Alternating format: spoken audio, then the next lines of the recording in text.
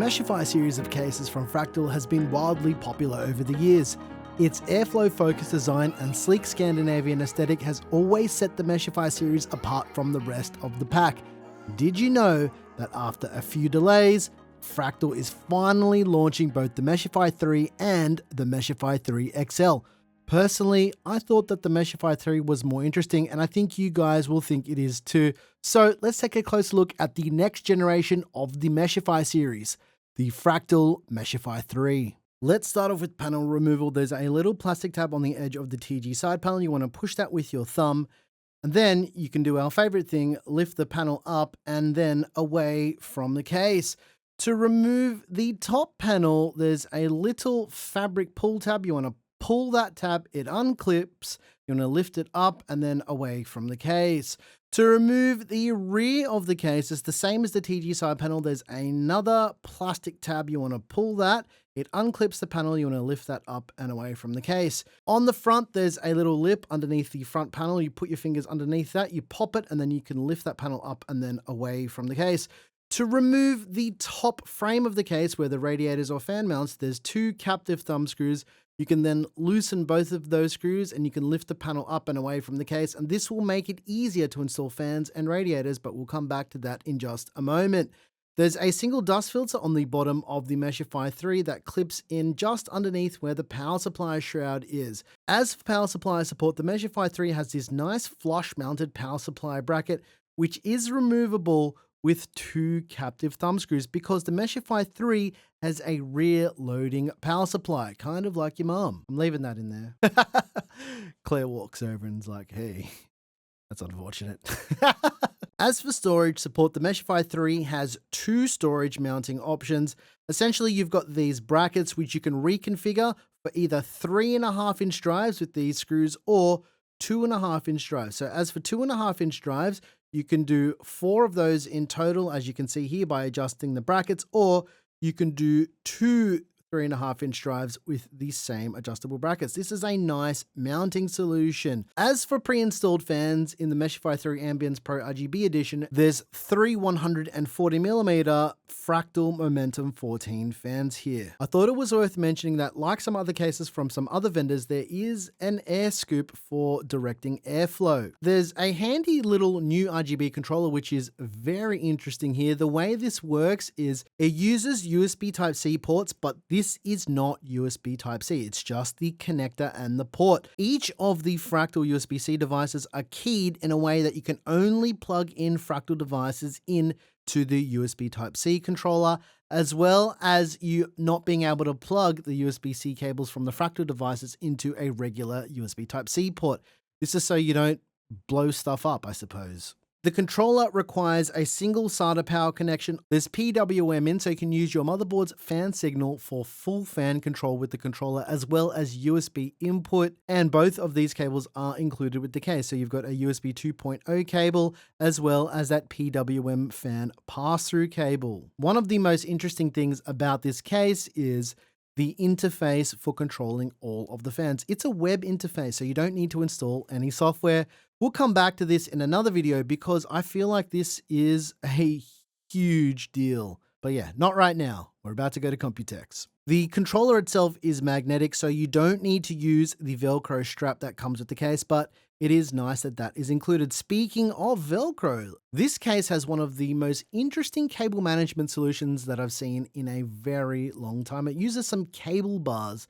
These 3 cable bars you're seeing are fully adjustable, and they're also removable to help. And they have multiple heights or offsets for cable management. So this is it with it off, and then you can slide that bar back in. There's lots of little positions you can feel with a click to adjust the depth of all of those clips. As for cable pass-through at the top of the motherboard tray, this is one of the better cases we see from Fractal with a completely open design.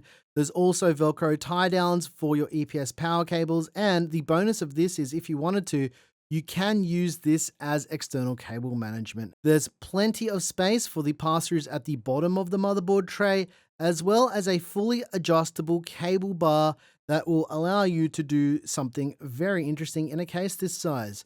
The thumb screws for the adjustable cable bar are on the rear side. The bottom screw is completely removable, whereas the top one is captive.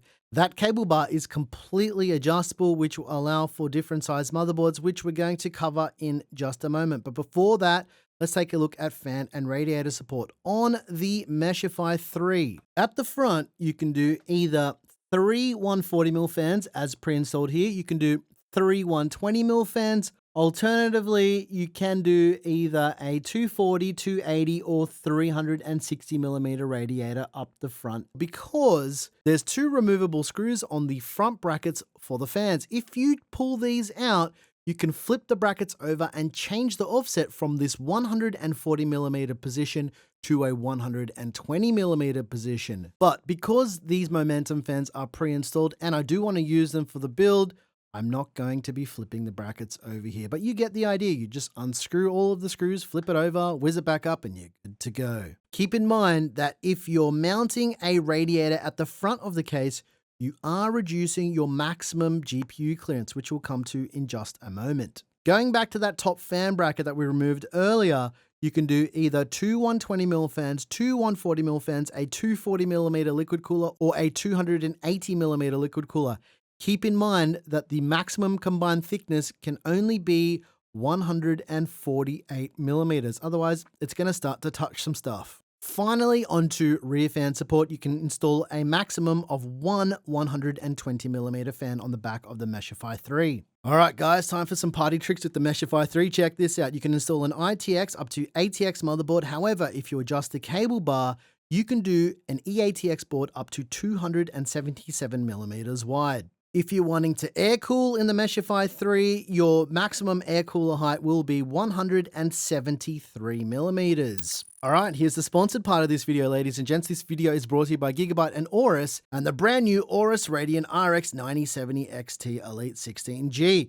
Now, the difference between this card and a regular reference version of the card is this one will boost up to around 3100 megahertz, and it's got a game clock of around about 2570 megahertz, which is about 170 megahertz faster than the reference speed. The size of this card is 339 millimeters, which, as you're about to find out, is just about perfect for the Meshify 3 at its maximum GPU length. This GPU uses the WindForce cooling system with RGB halos on the fans, which I think look pretty snazzy. The 9070 XT Elite also has a vapor chamber cooling system with composite copper heat pipes, although you probably wouldn't be able to tell because I haven't split this card apart, but you get the idea. Overall, this is one of the cleanest looking 9070 XTs on the market. If you're interested in this card from AORUS, there is a link to it down below in the description.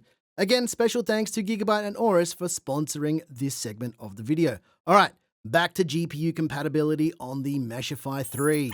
The maximum supported GPU length in the Meshify 3 is 349mm, and as mentioned, this AORUS card is 339mm, which makes it the perfect candidate for a build if you're building in this case. Yep, that bit was also sponsored. You can also vertically mount your GPU in the Meshify 3. The rear brackets for the PCIe cutouts are removable, so you can use basically any vertical GPU mounting solution here. As well as that, it's got this handy little plastic cover for the screws, which I think should have been done a lot sooner.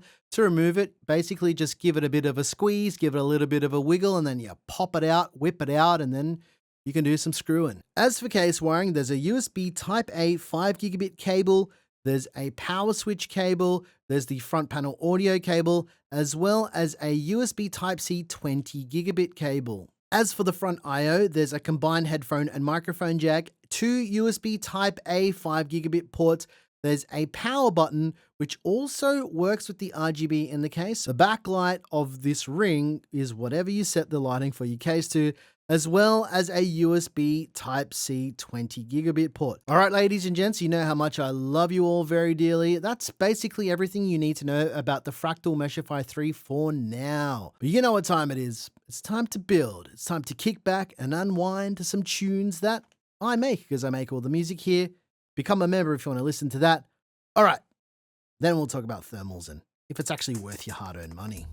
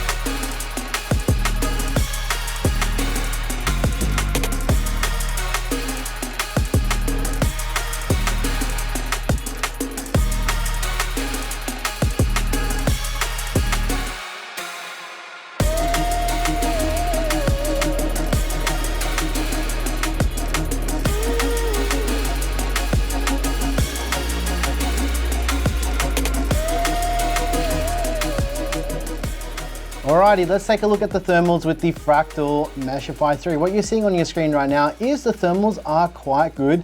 In fact, I'm surprised that this ENDORFY cooler does perform as well as it does. And as far as GPU thermals here, what we're seeing with these new Radeon cards is the actual GPU temperature is not very high. The hotspot temperature is what you probably want to look out for rather than the GPU temperature itself. But that being said, those thermals are not too high either. Overall, thermally, the Fractal Meshify 3 is very, very good. However, I do have some concerns about this case, which we'll come back to in just a moment. But if you're interested in any of the parts in this build, there's a PC part picker list down below. Okay, let's circle back to my thoughts on the Fractal Meshify 3.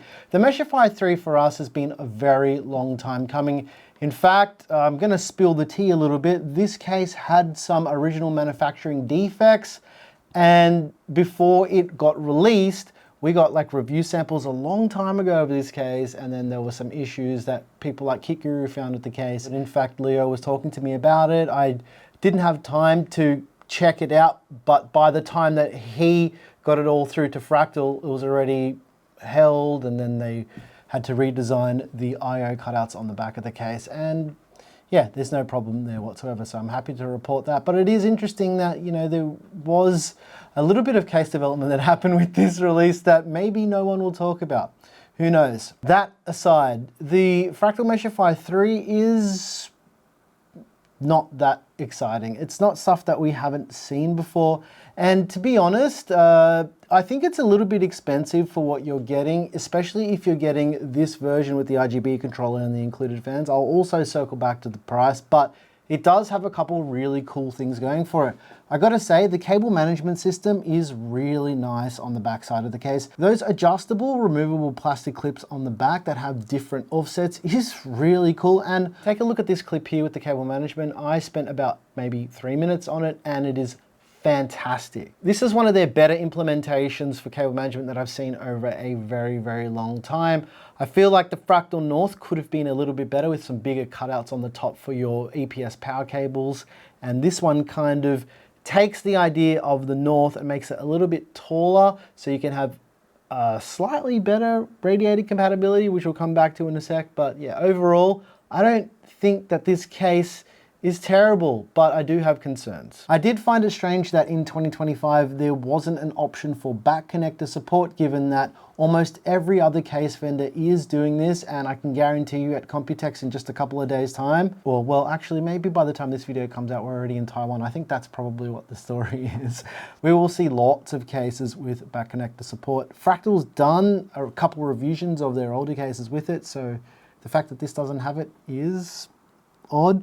In terms of the design of this case, as I mentioned, it's not anything that we haven't seen. It's nothing super special. Here's the other thing. I get what Fractal's trying to do with the Meshify 3. They have a legacy of Meshify cases, so they're trying to stick with the same type of design language. And I think in terms of that, if it's purely on the basis of it being a newer iteration of a series, this is a very good attempt at carrying the lineage of that series of cases. So in that regard, the design is pretty on point. I think they could have done more here.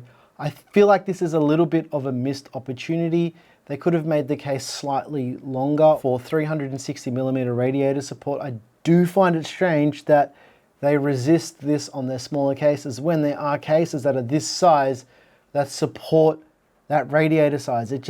I don't understand why they're doing this. But the one major thing that this case, well, rather this case version has going for it in particular is that new RGB controller. Keep in mind, for the RGB controller, they are using USB Type-C ports, but they're anything but standard USB Type-C ports. Don't try and plug your other USB Type-C stuff into it because it will not work. In fact, you'll probably end up damaging something because the way that the connectors are designed is they're kind of keyed in a way that only Fractal's USB-C stuff can plug into it. What I find most interesting about the controller isn't the controller at all, it's the way you interact with the software. Fractal has a web management portal that you log into and you can do everything on the web, so you don't need to install any software. What this means is if you are using Linux, you don't need RGB software. you just go to the URL and you can change all the lighting. I thought that was fantastic. I really like a system of being able to control lighting that doesn't have to be installed in your system. What that means is less system resources. Yeah, it might not be a lot, but you know, a little is worse than no resources being used. So yeah, I think that's quite cool. And the other thing I don't understand is the price of the Meshify 3. Look, it's all premium materials. It feels like a Fractal case. Don't get me wrong here. But the price is quite high. For the non-RGB version of this case, just basically running dry with none of the cool lighting stuff, you're looking at about $139 US. But for this version here, with the controller and the included fans and all that stuff, $219 US. I can name about 15 other cases that have this exact feature set with probably better compatibility for cooling in the same size that are half the price. The Meshify series for me has always been a really good case to recommend because the price has usually been pretty good, but I feel like they may have missed the mark with the price. It's just a little bit too expensive for what you're getting. The price is it's just too high for what it is. It's a fantastic looking case, great case to build in, but it could have been a little bit cheaper and a little bit deeper.